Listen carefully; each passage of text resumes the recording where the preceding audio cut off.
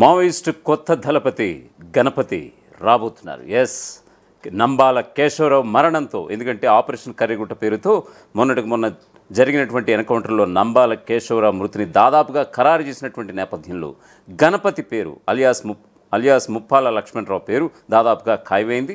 ఆయన ఇప్పుడు supreme commandant post ఆయన కీలక బాధ్యతలు చేపట్టబోతున్నట్లుగా మనకి సమాచారం అందుతోంది. యాక్చువల్గా 2018 వరకు కూడా ఈయన ఆ పోస్టులోనే కొనసాగారు. ఆయన రిజైన్ చేసిన అనంతరం నంబాల కేశవరావు ఛార్జ్ తీసుకోవడం జరిగింది. సో ఇప్పుడు మళ్ళీ నంబాల కేశవరావు మరణంతో మళ్ళీ ఆయనకు ఒకసారి ఈ పదవి వరించిందనంటే కనుక మావోయిస్ట్ వర్గాల నుంచి అందుతున్నటువంటి సమాచారం. 15 నెలల పాటు కేంద్ర కమిటీ కార్యదర్శిగా పనిచేశారు గణపతి. అలాగే అంతర్జాతీయ కమ్యూనిస్టు ఉద్యమ కేంద్ర బాధ్యతల్లో కూడా గణపతి చురుగ్గా పాల్గొన్నారు. గణపతి రాజీనామాతో కేశవరావుకు మావోయిస్ట్ చీఫ్గా 2018లో ప్రమోషన్ వచ్చింది. ఇప్పుడు అదే నంబాల కేశవరావు మొన్న ఆపరేషన్ కర్రిగుట్ట ఎన్కౌంటర్లో చనిపోయినటువంటి విషయం విదితమే. ఇక మావోయిస్ట్ కేంద్ర కమిటీలో 17 మంది సభ్యులు ఉంటారు. కరీంనగర్ జిల్లాకు చెందిన మల్లూజుల వేణుగోపాల్, 70 ఏళ్ల వయసులో ఉన్న మావోయిస్ట్ అగ్రనేత గణపతి. ఇవి మనకు అందుతున్నటువంటి డీటెయిల్స్. సిపిఐ మావోయిస్ట్ పార్టీ కేంద్ర కమిటీ ప్రధాన కార్యదర్శి నంబాల కేశవరావు ఎన్కౌంటర్లో మరణించడంతో తదుపరి సారథి ఎవరన్న ఆసక్తి సర్వత్రా ఏర్పడింది.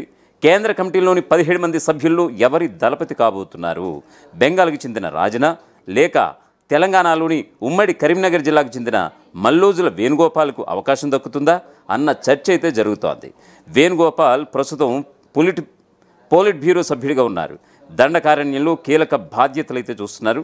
కేంద్ర కమిటీ అధికార ప్రతినిధిగాను వ్యవహరిస్తున్నట్లుగా తెలుస్తోంది. వీరిద్దరిలోనే ఒకరికి అగ్రపదవి లభించే అవకాశం ఉందని ప్రజా సంఘాల నేతలు సైతం చెబుతున్నారు. ఇక తిప్పిరి తిరుపతి, బాలకృష్ణ వంటి నేతలు కూడా కేంద్ర కమిటీ సభ్యులుగా ఉన్నారు. అయితే తాజా పరిస్థితుల్లో మాజీ దళపతి గణపతికే పార్టీ బాధ్యతలు కట్టబెట్టే అవకాశం ఉందని ఓ వర్గం నేతలు చెబుతున్నారు. ప్రస్తుతం ఆయన అంతర్జాతీయ కమ్యూనిస్టు ఉద్యమ కేంద్రం బాధ్యతల్లో ఉన్నారు. 70 ఏళ్ల వయస్కుడైన ఆయనకు క్లిష్ట సమయంలో మరోసారి పార్టీ పగ్గాలు అప్పగిస్తారా అన్న చర్చ కూడా మరోవైపు నడుస్తోంది. 2004లో సిపిఐ మావోయిస్టు పార్టీ ఏర్పాటుకు ముందు గణపతి పీపుల్స్ వార్కు కేంద్ర కమిటీ కార్యదర్శిగా 15 ఏళ్ల పాటు పనిచేశారు.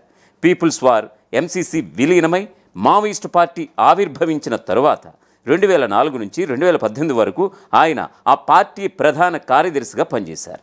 ఆ సమయంలో Basavaraj alias Nambala Keshavarao military commission చీఫ్గా ఉన్నారు. తీవ్ర అనారోగ్య సమస్యలతో గణపతి బాధ్యతలు వదులుకోవడంతో 2018లో బస్వరాజ్ అలియాస్ నంబాల కేశవరావు పార్టీ ప్రధాన కార్యదర్శిగా నియమితులయ్యారు. మిలిటరీ కమిషన్ ఇన్ఛార్జిగాను ఆయనే ఉన్నట్లుగా తెలిసింది. ఇప్పుడు ఎన్కౌంటర్లో నంబాల కేశవరావు అలియాస్ బస్వరాజ్ మరణించడంతో 2 పదవులు ఖాళీ అయినట్లుగా తెలుస్తోంది. అసలే ఆ పార్టీ తీవ్రమైన గడ్డుకాల పరిస్థితులు ఎదుర్కొంటున్న విషయం అందరికీ తెలిసిందే.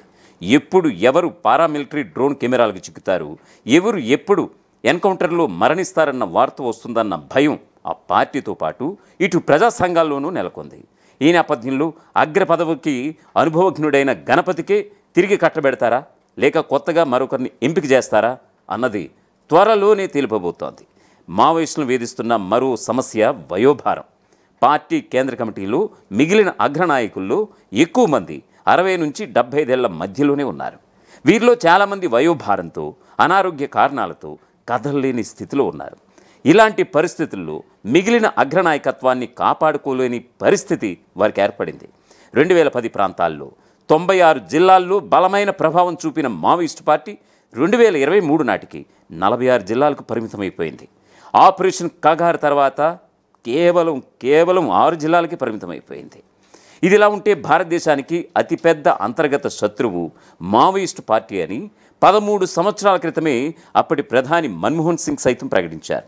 అలాంటి పార్టీలో కేంద్ర కమిటీ ప్రధాన కార్యదర్శి హోదాలో హతమైన తొలినేత నంబాల కేశవరావు ఒక్కరే కావడం గమనార్హం. సీతారామయ్య తర్వాత కార్యదర్శిగా ఎన్నికైన గణపతి హయాంలో పార్టీ కార్యకలాపాలు విస్తృతంగా వ్యాపించాయి. అదే సమయంలో మధ్య భారతంలో బలంగా ఉన్న Communist Maoist Centre of India, People's War ఇలా రెండూ కూడా 2004 సంవత్సరంలో విలీనమై మావోయిస్ట్ పార్టీగా అవతరించాయి. 2018 నవంబర్ 10 వరకు పార్టీ సుప్రీంగా కొనసాగిన గణపతి అనారోగ్య కారణాలతో తప్పుకుని నంబాల కేశవరావు అలియాస్ బస్వరాజుకు బాధ్యతలు అప్పగించారు. సో ఓవరాల్గా చెప్పాలంటే నంబాల కేశవరావు మరణం తర్వాత గణపతికి నిజంగా గనక ఇస్తే గనక అంటే ఆ దాదాపుగా ఖరారైనట్టుగా మావోయిస్ట్ వర్గాల నుంచి మనకి సమాచారం అందుతున్నటువంటి ఈ నేపథ్యంలో గణపతి అంటే ఒకనాడు ప్రభుత్వాలకి ఇటు ఆపరేషన్ల పేరుతో అడవులను జల్లెడ పడుతున్నటువంటి భద్రతా బలగాలకి ఒక టెర్రర్, నిజంగా అదొక భయోత్పాతాన్ని సృష్టించారు గణపతి. అంటే అప్పట్లో మధ్య వయస్కుడుగా ఉన్నటువంటి ఆయన మావోయిస్ట్ పార్టీకి ఒక కీ రోల్ పోషిస్తూ దళ సభ్యుల్ని ఏ విధంగా పోలీసుల్ని వెంటాడి చంపడంలో ఆయన కీ రోల్ పోషించారు. ఆయనకి ఇప్పుడు 70 ఏళ్ళు పైబడి ఉన్నట్టుగా మనకు సమాచారం అందుతుంది. నిజంగా వయోభారమైనటువంటి గణపతి నిజంగా గనక మళ్ళీ ఈ బాధ్యతని టేకప్ చేస్తే గనక యాక్చువల్గా కేంద్ర హోంమంత్రి అమిత్ షా చెప్పినట్టుగా నక్సల్స్ రహిత భారతదేశాన్ని 2026 మార్చ్ 1 కల్లా తుదముట్టిస్తామన్న ఆలోచనకి బ్రేక్ వేసేందుకే మళ్ళీ అంటే ఇటువంటి అగ్రనాయక పెద్దలు ఉంటేనే, అంటే గణపతి లాంటి కీ రోల్ పోషించే వాళ్ళు ఉంటేనే సరైన ముందడుగు పడుతుందనేది మావోయిస్ట్ పార్టీ ఆలోచించిందా? మిగతా వాళ్ళంటే 17 మంది సభ్యులు ఉంటారు. 17 మంది సభ్యుల్లో అత్యంత వయోవృద్ధుడైనటువంటి 70 ఏళ్ళ పైబడి ఉన్నటువంటి గణపతికే మావోయిస్ట్ పార్టీ నిజంగా గనక ఇంత పెద్ద బాధ్యత అప్పగిస్తే గనక ఇప్పుడు కేంద్ర ప్రభుత్వం అంటే ప్రభుత్వాలు వర్సెస్ మావోయిస్ట్ పార్టీ అన్న చందంగా ఉంటుందనేది కూడా చాలామంది చెబుతున్నటువంటి మాట. ఎందుకంటే గణపతి ఒకనాడు 2018 వరకు కూడా ఆయన ఎంతో కీ రోల్ పోషించారు. పోలీసులకి ఇటు ప్రభుత్వాలకి అడవిలో మాత్రం ఆయన అడుగు పెట్టాడంటే ఇంకా మొత్తం ఆటోమేటిక్గా చాలా విధ్వంసం జరిగినటువంటి మాట సందర్భం కోకొలలుగా చాలా ఉన్నాయి ఆయన కీ రోల్ పోషిస్తున్నటువంటి సందర్భం. సో నిజంగా గనక మావోయిస్ట్ పార్టీ ప్రభుత్వాలకి ఓ రకంగా హెచ్చరిక జారీ చేస్తుందా గణపతిని నిలబెడుతున్నాం అన్న ప్రకటనతో? నిజంగా అయితే గనక గణపతి మావోయిస్ట్ పార్టీకి కీ రోల్ పోషిస్తున్నారు.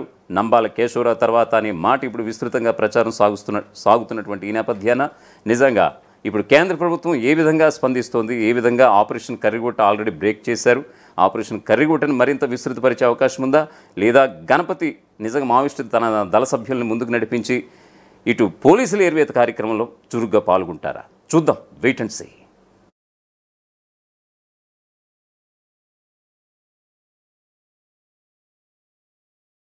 ప్రపంచంలో ఏ మూల ఏ క్షణం ఏం జరుగుతుందో వేగంగా తెలుసుకోవడానికి తొలి వెలుగు వాట్సాప్ ఛానల్ని ఫాలో చేయండి.